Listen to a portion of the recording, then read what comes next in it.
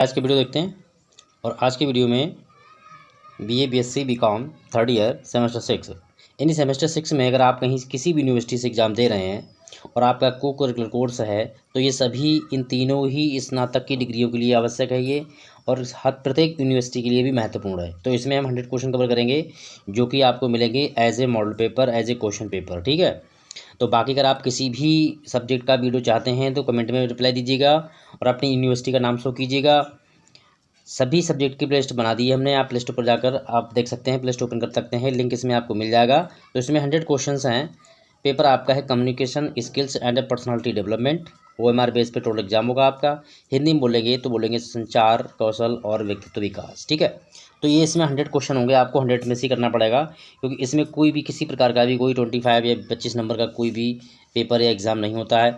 सीधा 100 नंबर से आपको इसका इसमें मार्क लानी पड़ेगी। ठीक है, तो पहला क्वेश्चन है आपका व्यक्तित्व का मतलब क्या होता है। इसमें 100 क्वेश्चन है। ठीक है, 100 क्वेश्चन के मॉडल पेपर के आधार पर हमने तैयार किए हैं। तो इन सबको देख लेते हैं और इसकी प्लेलिस्ट बनी हुई है, प्लेलिस्ट में आके आप देख सकते हैं। यहाँ पर हम सीधे आंसर की बात करेंगे क्योंकि क्वेश्चन 100 हैं तो टाइम ओवर हो सकता है। तो यहाँ पर जो है बात करेंगे, ऑप्शन डी राइट जाएगा, किसी व्यक्ति की विशेषताएं जो उसे दूसरों से अलग करती हूँ। ठीक है, यही चीज़ इसका आंसर है। क्वेश्चन नंबर आपका सेकंड है। सेकंड में पूछ रहा है व्यक्तित्व के विकास में कौन सा कारक महत्वपूर्ण नहीं होता है। तो देखिए, शिक्षा बहुत बड़ा महत्व करती है, पर्यावरण भी करता है, रंग भेद भी करता है, लेकिन जो आनुवंशिकता होती है इसका कोई महत्व नहीं होता है व्यक्तित्व के विकास में। ठीक है, चलिए आगे बढ़ते हैं फटाफट। अगला क्वेश्चन आपका है व्यक्तित्व के विकास में किन तत्वों का योगदान होता है। जैसे यहाँ दिया केवल परिवार, केवल शिक्षा, फिर दिया है शिक्षा, परिवार, सामाजिक अनुभव और सभी, या केवल सामाजिक अनुभव। तो ये सभी की ज़रूरत पड़ेगी, परिवार की ज़रूरत पड़ेगी, शिक्षा की भी ज़रूरत पड़ेगी, सामाजिक अनुभव की भी आवश्यकता पड़ेगी। तो सी राइट जाएगा। चलिए आगे बढ़ते हैं क्वेश्चन नंबर 4 की ओर। व्यक्तित्व शब्द का मूल अर्थ क्या होता है। तो उसे हम मुखौटा समझते हैं। मुखौटा कहते हैं मतलब एक प्रकार से कहते हैं नकाब। अगला क्वेश्चन आपका है व्यक्तित्व के विकास में निम्नलिखित में से कौन सी भूमिका नहीं निभाता है। तो यहाँ पर देखिए मित्र है, शिक्षक हैं, दोनों निभाते हैं। ठीक है, आगे पहुँचते हैं, परिवार भी निभाता है। मौसम जो है इसका व्यक्तित्व से कोई मतलब नहीं होता, कोई लेना नहीं होता है। अगला क्वेश्चन है व्यक्तित्व को समग्र रूप से कैसे समझा जा सकता है। केवल व्यक्तित्व की सफलताओं को देखकर। ऑप्शन अगला आपका है व्यक्तित्व की सोच, व्यवहार और उसकी भावनाओं को समझकर। बी राइट जाएगा। आगे बढ़ते हैं क्वेश्चन की ओर। अगला क्वेश्चन आपका है, और आंसर की आपकी 4th सेमेस्टर से स्टार्ट हो गई है, तैयार है, बस अपलोड कर देंगे। अभी थोड़े एग्जाम बचे हुए हैं MJP यूनिवर्सिटी के। इसके अलावा आपका महात्मा गांधी काशी विद्यापीठ बनारस का एग्ज़ाम चल रहा है, आगरा यूनिवर्सिटी डॉक्टर भीमराव अम्बेडकर का एग्ज़ाम चल रहा है। इसके अदरवाइज अगर किसी भी यूनिवर्सिटी एग्ज़ाम चल रहा है तो प्लीज़ कमेंट में ज़रूर बताइएगा ताकि ये हम जो सब्जेक्ट रहेगा यहाँ आपके मिलते रहें। ठीक है, और पेपर आपका किस सब्जेक्ट का बचा है वो भी बताते रहिएगा। तो व्यक्तित्व के निर्माण में सबसे अत्यधिक महत्वपूर्ण बात क्या होती है। तो आइए इसको देख लेते हैं। तो इसमें आपका दिया हुआ है खेल कूद दिए हुए हैं, संस्कार और मूल्य, ये बहुत ही महत्वपूर्ण होते हैं। अगला क्वेश्चन आपका है क्वेश्चन नंबर 8 है व्यक्तित्व कितने प्रकार के होते हैं। तो यहाँ पर इन्होंने व्यक्तित्व बताए हैं 2 प्रकार के। ठीक है, चलिए आगे बढ़ते हैं। अगला क्वेश्चन कोशिश करूँगा कि इसका आंसर किसी का गलत ना जाए, और आप अपने मॉडल पेपर या बुक से भी आप इन्हें मैच कर सकते हैं, ऐसी कोई बात नहीं है। अच्छे व्यक्तित्व की क्या पहचान होती है। तो सम्मान और सहानुभूति, ये दोनों का होना एक अच्छे व्यक्तित्व की पहचान कराता है। अगला क्वेश्चन आपका है इंट्रोवर्ट। इंट्रोवर्ट व्यक्तित्व की क्या विशेषताएं होती हैं। तो ऐसा व्यक्ति होता है जो अकेले में समय बिताना पसंद करता है। अगला क्वेश्चन आपका है संवेदनशील व्यक्तित्व वाले व्यक्ति कैसे होते हैं। तो भावात्मक भी होती हैं और सहानुभूतिपूर्ण भी होते हैं, यानी सहयोगी। अगला क्वेश्चन आपका है न्यायप्रिय व्यक्तित्व की क्या विशेषता होती है। भावुक होता है या आक्रामक होता है, नहीं होगा। तो अगला इनका ऑप्शन जो राइट जाएगा सी जाएगा, न्यायसंगत रहेगा और तार्किक, यानी तर्क पर बात करेगा और न्यायसंगत की बात करेगा। अगला क्वेश्चन आपका है अम्बर्ट। ठीक है, अम्बर्ट व्यक्तित्व का क्या मतलब होता है। तो इसका अर्थ होता है अम्बर्ट एंड एक्सपर्ट दोनों। ठीक है, इन दोनों का होना। आगे चलिए, क्वेश्चन नंबर 14 है। 14 पूछ रहा है व्यवहारिक व्यक्तित्व के लोग कैसे होते हैं। कल्पनाशील, अस्थिर। तो यहाँ पर दिया हुआ है व्यवहारिक यथार्थवादी, तो सी जाएगा राइट। अगला है क्वेश्चन 15 है, से पूछ रहा है व्यक्तित्व के विकास में कौन सा या से महत्वपूर्ण कारक होते हैं या होता है।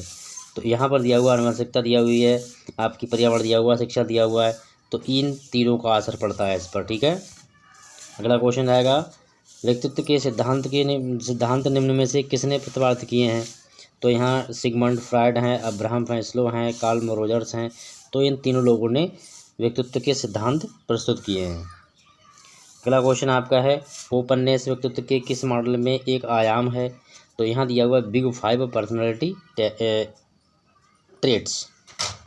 चलिए क्वेश्चन नंबर 18 है। 18 पूछ रहा है MMP12 का पूरा नाम क्या होता है? तो इसमें जो होगा मैनचेस्टर्ड मल्टीपैनिक पर्सनालिटी इन्वेंटरी। ठीक है, ये इसका आंसर बनेगा। अगला क्वेश्चन आपका है, व्यक्तित्व का आकलन करते समय स्व रिपोर्ट प्रश्नावली से क्या लाभ मिलता है? तो वहाँ पर दिया हुआ है कि व्यक्तिगत अंतर्दृष्टि, ये इंपॉर्टेंट जाएगा, इसमें राइट है। क्वेश्चन नंबर अगला है आपका कि व्यक्तित्व के आकलन में 360 डिग्री फीडबैक तकनीकी में क्या शामिल होता है? तो इसमें शामिल होता है आत्म मूल्यांकन, सहकर्मी प्रबंधन और ग्राहकों की समीक्षा। चलिए आगे बढ़ते हैं। क्वेश्चन नंबर 21 है। इसमें पूछ रहा है कि सामाजिक अनुभवों का व्यक्तित्व निर्माण में क्या महत्व होता है? तो प्राथमिक महत्व होता है, अगला दिया द्वितीयक महत्व होता है, तृतीयक होता है। तो यहाँ पर दिया हुआ है आपका प्राथमिक महत्व। ठीक है, ये दिया हुआ है प्राथमिक महत्व। अगला क्वेश्चन आपका है, व्यक्तित्व के विकास में संस्कृति की भूमिका क्या होती है? तो प्रमुख महत्व होता है, गौण भी होता है, नगण्य होता है, यानी कि उपरोक्त में सभी रहते हैं ये। ठीक है, तो यहाँ पर प्रमुख महत्व होता है किसका? संस्कृति का। ठीक है, ये ऑप्शन सही जाएगा।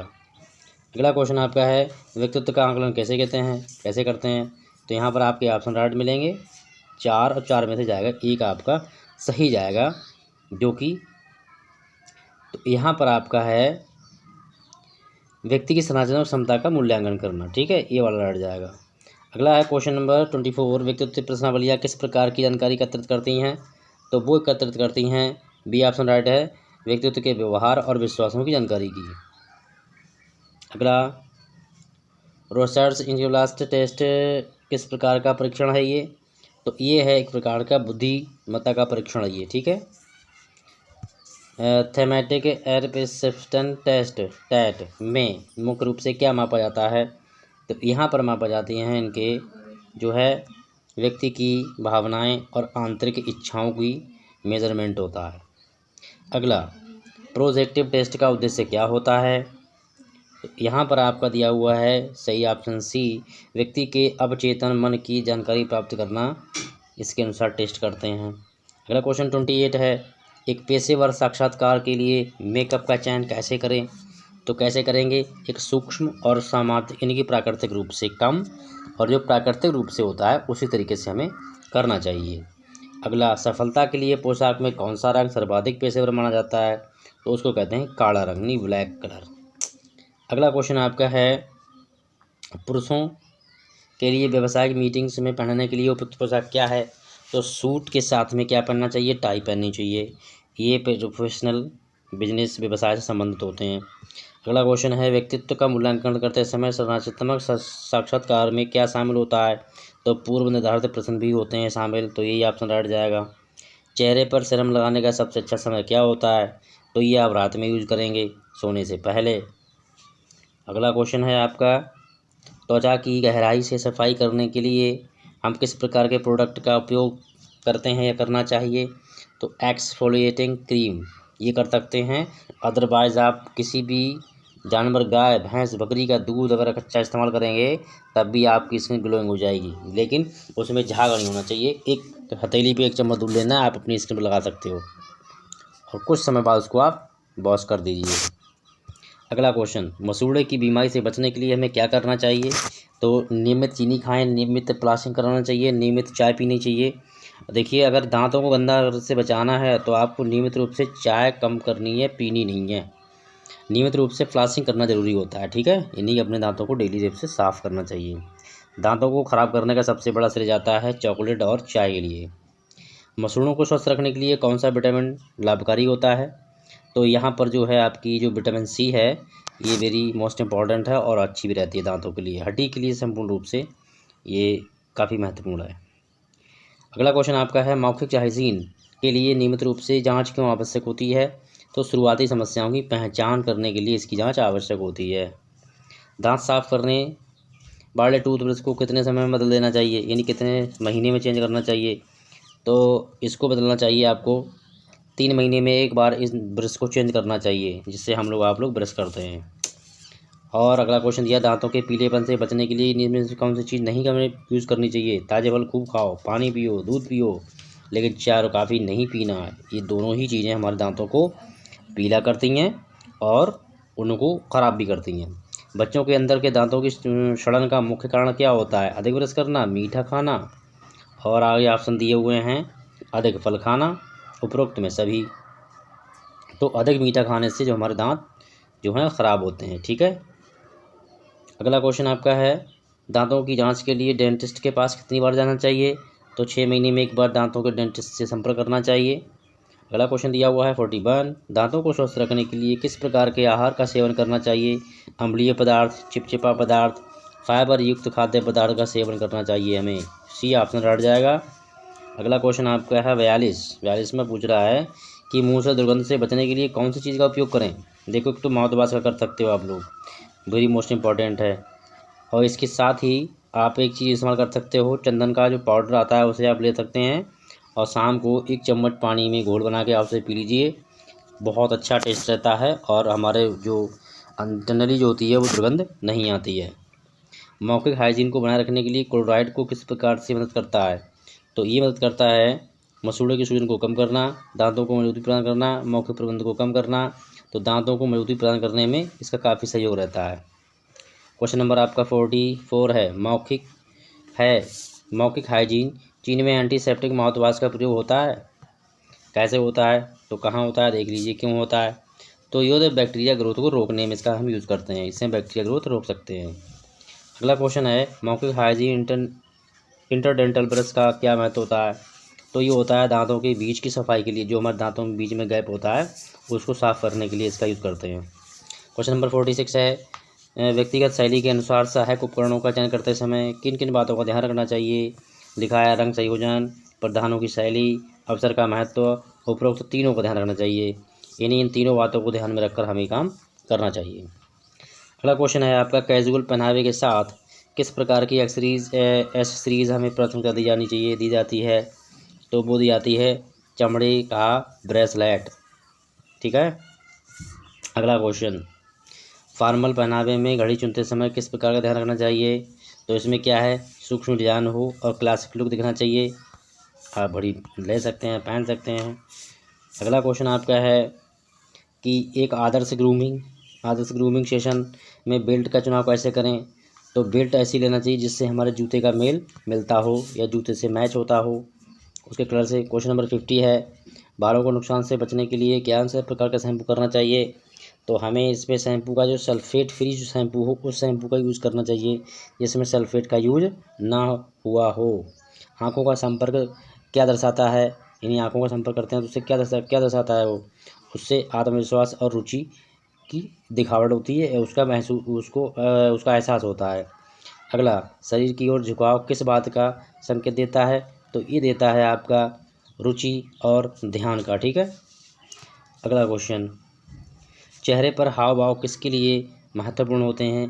केवल आक्रामकता व्यक्त करना या मनोरंजन के लिए? नहीं, भावनाओं की गहराई से व्यक्त करने के लिए हमें भावनाओं को देखना पड़ता है। अगला क्वेश्चन आपका है, ध्यान से सुनना यानी कि एक्टिव लिसनिंग क्या होती है ये? तो ये होता है आपका सम्मान और रुचि दर्शाना। ठीक है, तो ये आपका बी वाला ऑप्शन राइट जाएगा। अगला क्वेश्चन 55 है, व्यक्तिगत शारीरिक भाषा में आत्मविश्वास का संकेत क्या होता है? यानी कि झुककर खड़े होना, बचने की मुद्रा में बैठना, और ऑप्शन दिए हुए यहाँ पे हाथ मिलाते हुए या हाथ मिलाते के समय हाथ को मजबूती से पकड़ना। ठीक है, ये रट जाएगा। क्वेश्चन नंबर 56 है, समूह में सहयोग का संकेत किस प्रकार देखा जा सकता है? एक दूसरे के पास बैठना, सीधी बात करते हैं तो एक दूसरे की पीठ पर हाथ रखना। सी रट जाएगा। अगला क्वेश्चन है 57, समूह में सक्रिय सुनने का संकेत क्या होता है? तो वो होता है आपका अन्य सदस्यों की ओर मुँह कर खड़ा होना, मोबाइल से बातचीत करना।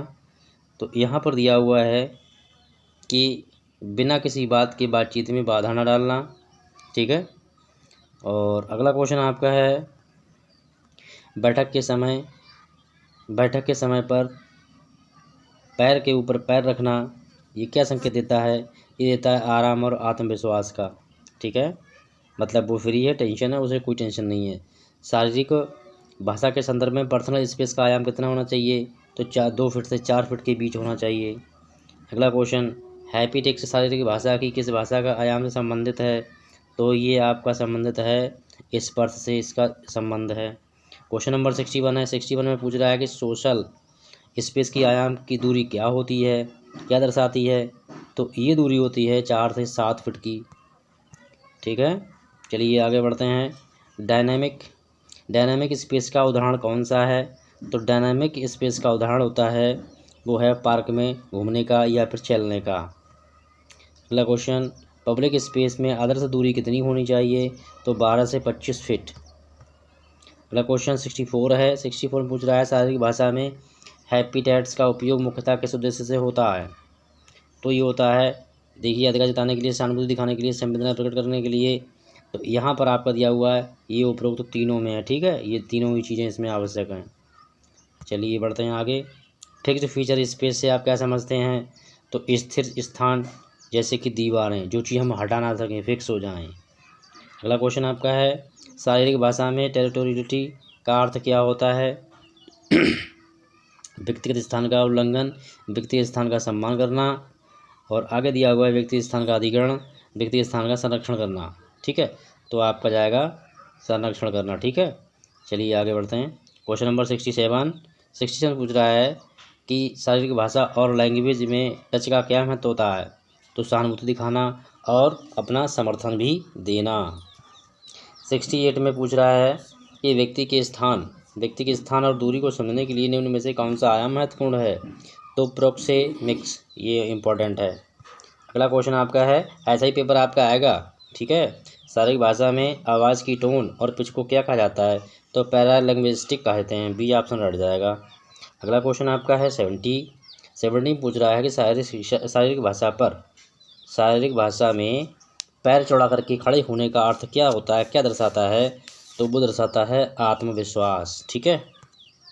चलिए आगे बढ़ते हैं। 71, शारीरिक भाषा में ठोड़ी को सहलाना क्या दर्शाता है, तो ठोड़ी को सहलाना दर्शाता है कि आपकी निर्णय लेने की प्रक्रिया क्या है, ये ऑप्शन रट जाएगा। अगला क्वेश्चन 72, किसी मीटिंग में गहरे रंग के वस्त्र पहनने का मुख्य उद्देश्य क्या होता है, अधिकार और अपनी पेशेवरता प्रदर्शित करना, ठीक है। क्वेश्चन नंबर 73 है, साक्षात्कार में हल्के नीले रंग के वस्त्र पहनने का क्या अर्थ होता है, उत्साह और सक्रियता, ठीक है। और अगला क्वेश्चन आपका दिया हुआ है रचनात्मक, ये इसके ऑप्शन दिए हुए हैं, ठीक है। फिर आपका दिया हुआ 74 पूछ रहा है भारतीय संस्कृति में नमस्ते कहते समय हाथों को जोड़ा जाता है किस तरीके से, तो वो जोड़ा जाता है हाथों को कमर पर रखना, सीने पर रखना, हाथों को सीने पर जोड़ना, ठीक है।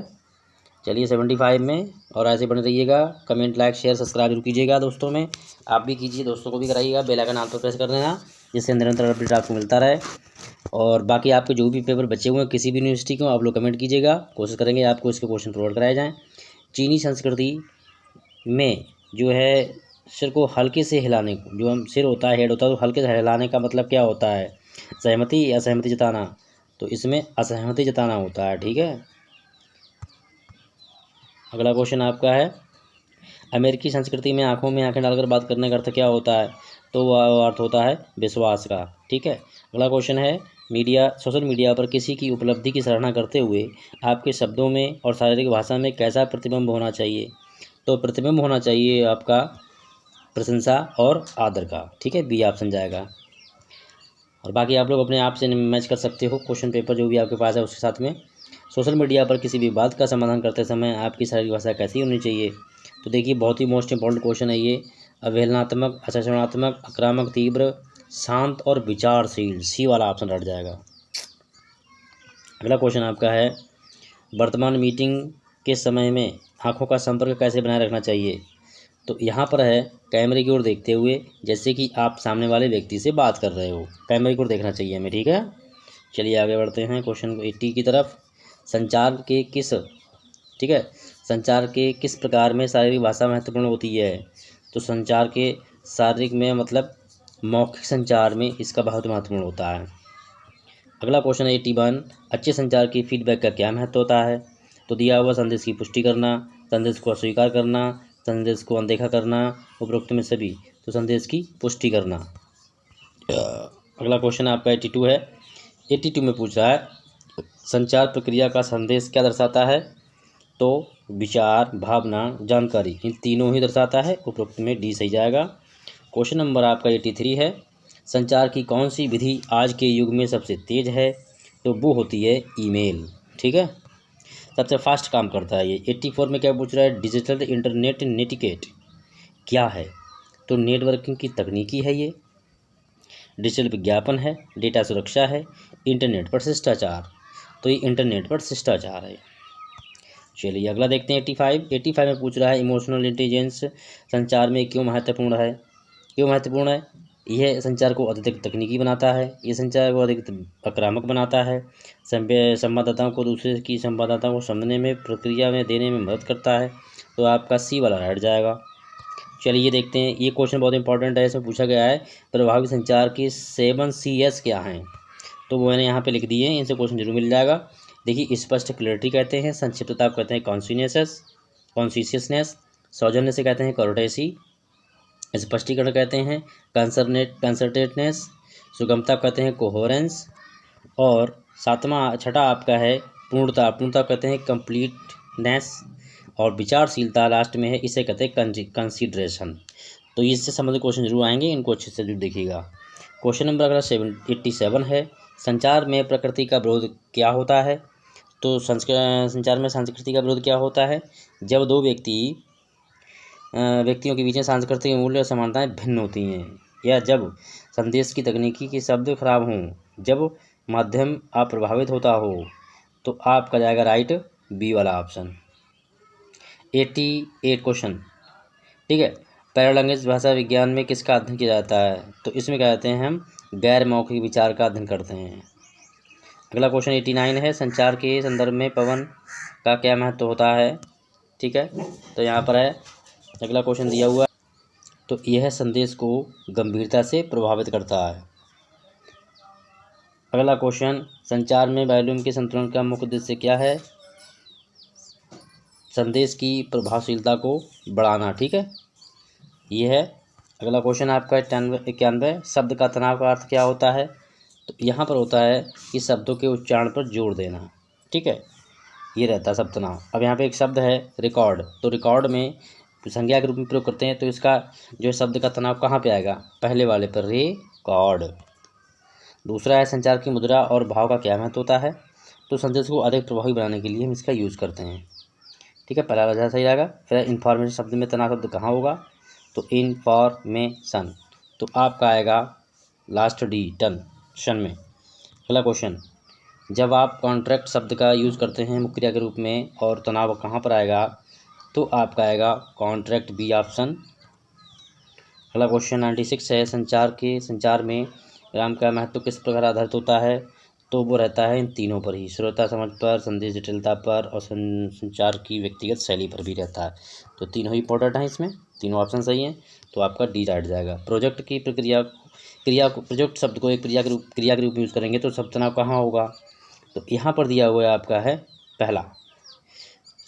दूसरा वाला बी। अगला क्वेश्चन दिया हुआ है, संवाद को सुनने के कौशल का महत्व क्या होता है? मिसकम्युनिकेशन को रोकना। अगला क्वेश्चन है खुले प्रश्न, ओपन एंडेड क्वेश्चन किस प्रकार के होते हैं? तो इनमें ऑप्शन दिया हुआ है आपका जो है बी, विस्तार से आंसर देने में। क्वेश्चन नंबर 100 नंबर करा, ईमेल लेखन में सब्जेक्ट लाइन का क्या महत्व होता है? तो पाठक को ईमेल की सामग्री के बारे में संकेत देना। तो इस प्रकार से क्वेश्चन हुए कंप्लीट। मिलेंगे नेक्स्ट वीडियो में। कमेंट जरूर बताइएगा वीडियो कैसा लगा। Thank you.